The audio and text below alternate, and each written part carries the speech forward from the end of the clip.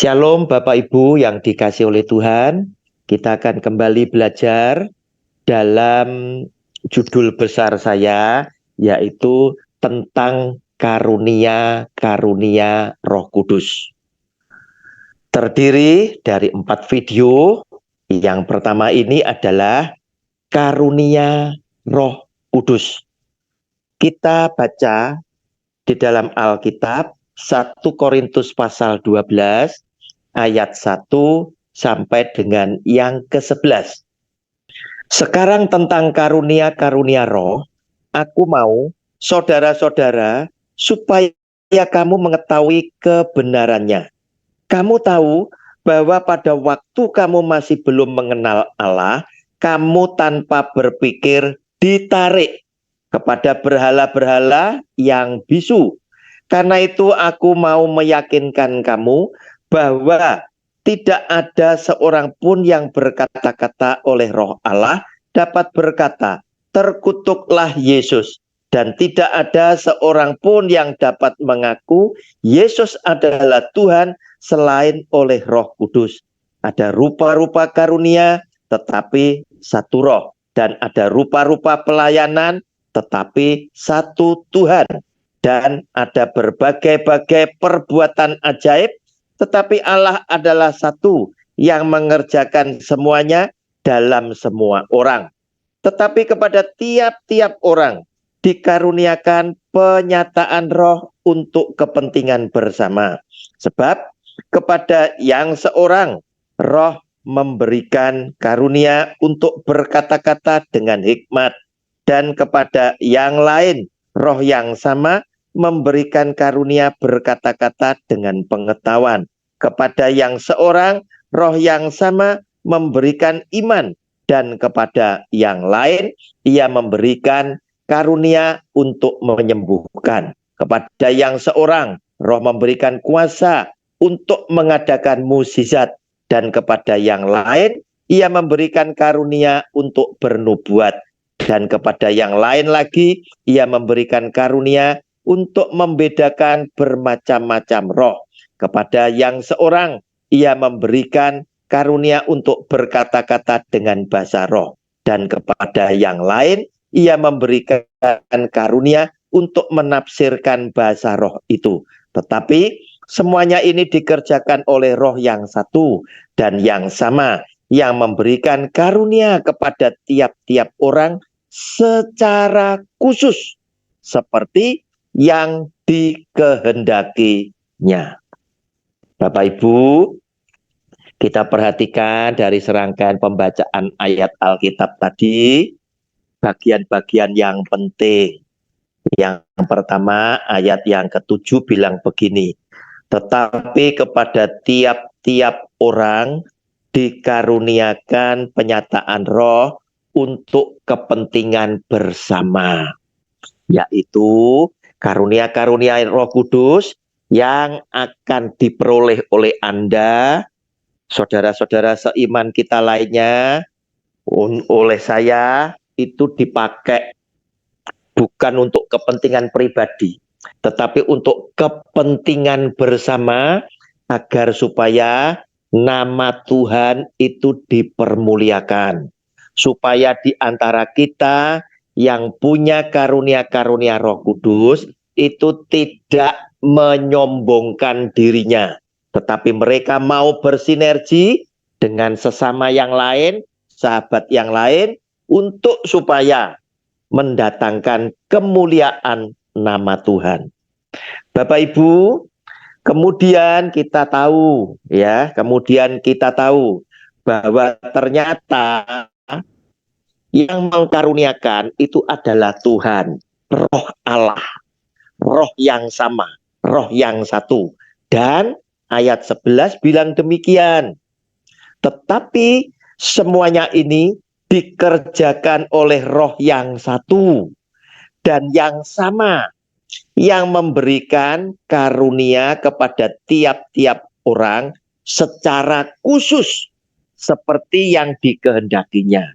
Artinya Tuhan punya kebebasan mau memberikan karunia apa kepada saudara dan saya. terserah Tuhan. Karena Tuhan yang mengerti apa yang Anda perlukan, Tuhan memperlengkapi di dalam kehidupan Anda dan saya untuk supaya kita bisa menjalankan hidup ini untuk memuliakan nama Tuhan. Tuhan memperlengkapi dengan karunia-karunia secara khusus. Dan ini menyimpulkan tidak ada satu orang pun yang punya karunia-karunia Roh Kudus secara komplit. Sebab dia tetap inginkan supaya di antara kita tidak ada yang bisa menyombongkan diri. Tetapi yang ada adalah di antara kita menjalin kerjasama yang baik untuk mendatangkan kemuliaan nama Tuhan sebagai Sang Pemberi. Bapak Ibu, kita lihat sekarang 9 karunia Roh Kudus yang tertulis di dalam 1 Korintus 12 ayat 1 sampai 11 yang baru kita baca itu ternyata apa saja? Yang pertama adalah hikmat, yaitu seseorang bisa diberi pengertian oleh Tuhan karena orang ini betul-betul setia kepada Tuhan, takut kepada Tuhan. Awal daripada hikmat adalah takut kepada Allah. Diberi pengertian sehingga orang ini bisa menjadi orang yang begitu bijaksana. Ketika kita datang kepada orang tersebut, mohon petunjuk, kita konsultasi, dia bisa memberikan jawaban sebagai solusi yang sangat bijaksana. Kemudian yang kedua, pengetahuan. Orang bisa diberi pengetahuan, bisa pinter. Tetapi berbeda dengan orang yang sekolah, yang tidak di dalam Tuhan. Dia bisa pinter, tapi belum tentu kepinterannya, kepandaiannya untuk menjadi berkat banyak orang. Nah, di sini orang yang di dalam Tuhan dengan kepandaiannya, dengan pengetahuannya, dia akan pakai untuk kepandaiannya menjadi berkat buat banyak orang. Bapak Ibu, juga yang ketiga adalah iman, yaitu rasa percaya, yakin bahwa Yesus adalah Tuhan satu-satunya. Sehingga dia berani memberitakan Injil, kebenaran, untuk supaya semua orang berbalik dan bertobat kepada dia. Salah satunya contoh adalah para rasul. Mereka beriman, mereka mempersembahkan nyawanya demi memberitakan Injil Kristus. Nah, iman, hikmat, pengetahuan, dan lain sebagainya itu bertingkat, Bapak Ibu, tidak bisa sama. Otomatis jika kita bandingkan kehebatan iman kita dengan kehebatan iman para rasul kepada Kristus, jelas kita bukan apa-apanya, ya. Mereka memberitakan Injil di tengah-tengah ancaman. Mereka akan dibunuh, tetapi mereka tetap teguh di dalam hatinya memberitakan firman Tuhan sampai titik darah yang penghabisan. Bapak Ibu, kemudian yang keempat adalah karunia untuk menyembuhkan orang sakit. Nah, ini pun juga bertingkat. Para rasul luar biasa. Salah satunya adalah Petrus. Sampai dengan bayang-bayang Petrus saja itu bisa menyembuhkan orang yang sakit. Luar biasa Bapak Ibu. Oleh karena itu, jika hari ini ada seseorang yang yakin Anda adalah orang yang dikaruniai dengan kesembuhan. Nah, harusnya bertindak yang cerdas. Tidak perlu hanya menyembuhkan pada saat KKR, ya, kebaktian kebangunan rohani. Tetapi zaman sekarang dengan zamannya Tuhan Yesus kan sudah berbeda. Zamannya Tuhan Yesus rumah sakit belum ada.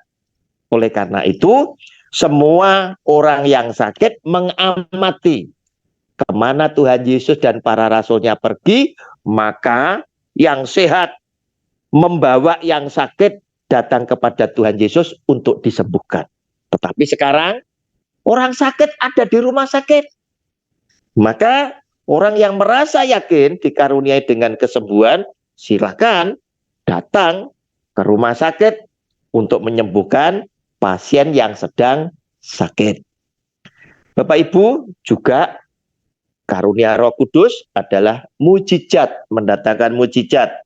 Nah, salah satunya mujizat yang terkait dengan alam, ya, yang terkait dengan orang kerasuk setan, ya. Ini adalah karunia-karunia Roh Kudus untuk mendatangkan mujizat. Demikian pula yang bernubuat, yaitu karena kedekatannya dia dengan Tuhan, maka Tuhan seringkali menitipkan pesan kepada orang tersebut. Karena orang ini adalah orang yang berkenan di hati Tuhan.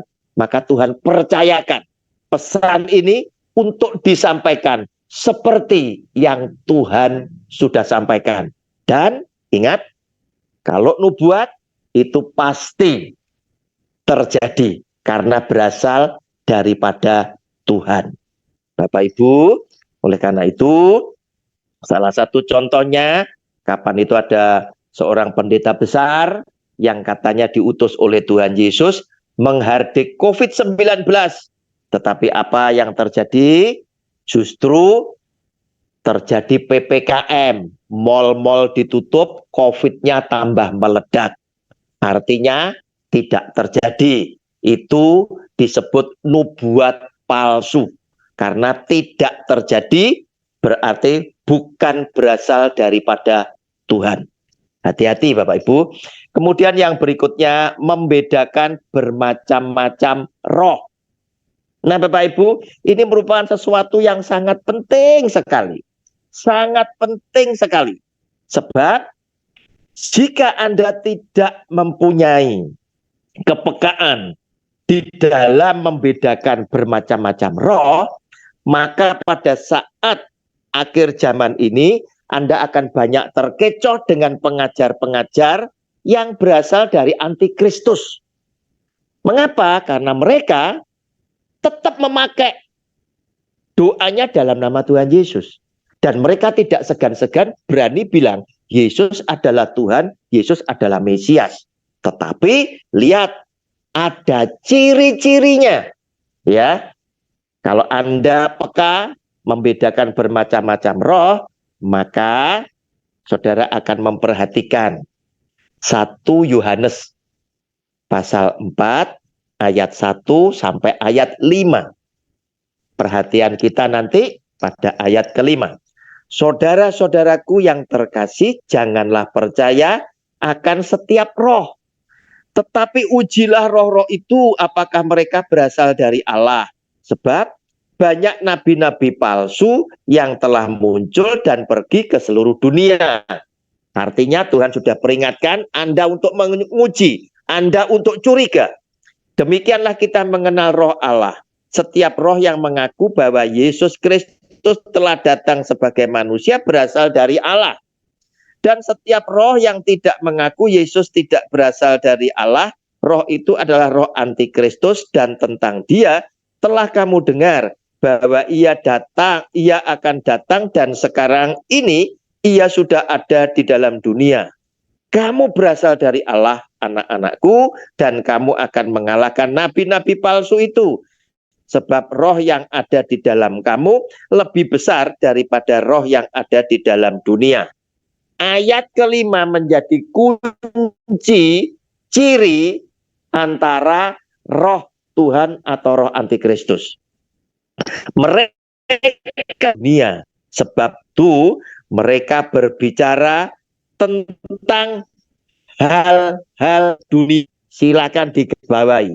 Yang berasal dari dunia itu berbicara tentang hal-hal duniawi, dan dunia dan jemaatnya dan pengikutnya mendengarkan mereka.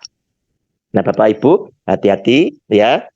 Jika Anda menjumpai seorang pendeta, pembicara yang selalu khotbah menyuarakan tentang sukses jasmani, hal-hal yang duniawi, Anda boleh curigai, jangan-jangan mereka adalah berasal dari roh antikristus. Kemudian yang kedelapan, karunia Roh Kudus yang kedelapan adalah berbahasa roh. Ya, berbahasa roh. Ini adalah karunia daripada Roh Kudus. Bukan karena kamu dibaptis oleh Roh Kudus kemudian Anda berbahasa roh. Bukan. Ini terdaftar di dalam 9 karunia Roh Kudus yang tertulis dalam 1 Korintus 12 ayat 1 sampai dengan ayat yang ke-11. Ya, yang ke-11. Namun, jika Anda membaca ayat-ayat yang lain, Anda akan tahu ya, karunia semua 9 karunia itu baik. Tetapi ratingnya karunia Roh Kudus tidak lebih tinggi dari karunia bernubuat. Sebab ketika orang berbahasa roh, Rasul Paulus bilang, jika tidak ada yang menafsirkan bahasa roh, maka percuma. Bahasa roh itu Anda katakan. Ya, karunia yang ke-9 adalah menafsirkan bahasa roh. Mengapa? Karena orang yang berkata-kata dengan bahasa roh itu bukan berkata-kata dengan sesama, tetapi dia berkata-kata dengan Tuhan. Sehingga kita membutuhkan seorang lagi yang dikaruniai untuk menafsirkan bahasa roh agar supaya kita mengerti apa yang disampaikan oleh Tuhan lewat bahasa roh tersebut. Namun jika tidak ada, Rasul Paulus bilang, lebih baik Anda tidak menyampaikan dalam bahasa roh. Bapak Ibu, inilah karunia-karunia Roh Kudus yang harusnya saudara kejar untuk mendapatkannya. Karena karunia-karunia Roh Kudus itu baik adanya untuk saudara dan saya. Bagaimana caranya? Syaratnya cuma satu. Bukan karena saudara puasa Anda mendapatkan karunia Roh Kudus, bukan. Tetapi ketika Anda memutuskan engkau mau hidup, mau bekerja untuk Roh Kudus, engkau mau bekerja kepada Roh Kudus dengan menunjukkan hidup kasih kepada Tuhan, kasih kepada sesama, maka Roh Kudus akan memberikan karunia. Roh Kudus akan memberikan hadiah, yaitu berupa karunia-karunia Roh Kudus dengan maksud dan tujuan memperlengkapi hidup saudara dan saya, sehingga kita bisa menjalani kehidupan ini, melayani Dia untuk kemuliaan nama Tuhan. Tuhan Yesus memberkati kita semuanya. Amin.